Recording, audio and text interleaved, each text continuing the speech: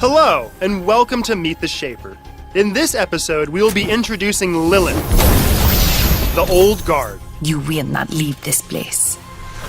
Exiled by the Blood Shapers of Sunar for the heresy of love, Lillin escaped to the heart of the world, where her and the spirit of divinity stand vigil, defending her new life with waves of cleansing fire.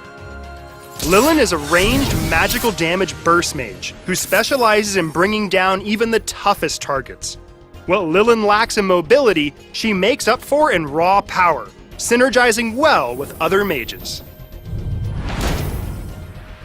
Lillin's passive is Chastise. Whenever Lillin's abilities deal damage to an enemy shaper, they deal additional magic damage based on the target's bonus health.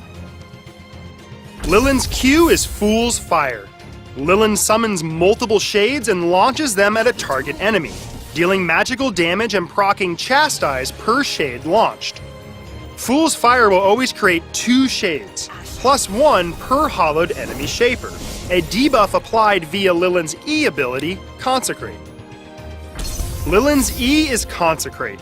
Lillin releases a blast of Spirit Flame in a target direction, dealing magical damage to each non-shaper target it passes through.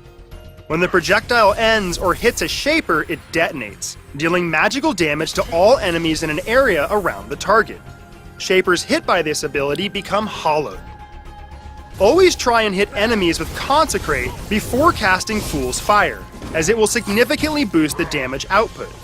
It is important to note that you can hollow one enemy, then use Fool's Fire on a completely different shaper to boost the damage to that single target.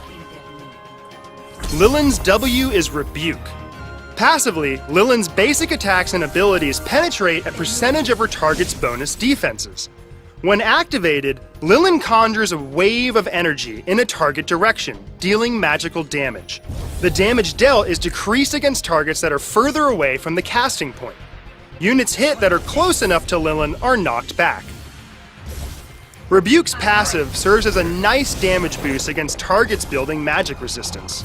More importantly though, it's Lillin's only defensive tool, so if enemies get too close, use it to create more distance. Just remember it has a long cooldown, so don't miss that knockback. Lillin's ulti is Invocation. Lillin summons the spirit of divinity to destroy a target enemy shaper. For 2 seconds, the spirit strips the target of a large percentage of their maximum magic resistance, before firing a projectile in their direction that deals magical damage to the first shaper that it hits. Invocation can be devastating in a one-on-one fight. The magic-resistant shred is so large that enemy shapers targeted will need someone to help block the shot or face getting pummeled.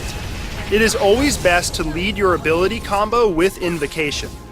Other friendly magic damage-based shapers should use this opportunity to dish out damage to this target while the enemy's magic resistance is negated. When building Lillin, you should focus on power and mastery. Because of the passive bonus penetration on Rebuke, Lillin needs less penetration than other mages, and can therefore prioritize items such as Divinity and Chaos. Thank you for watching this episode of Meet the Shaper. You can join our community beta at Dawngate.com, and I will see you in the Dawngate.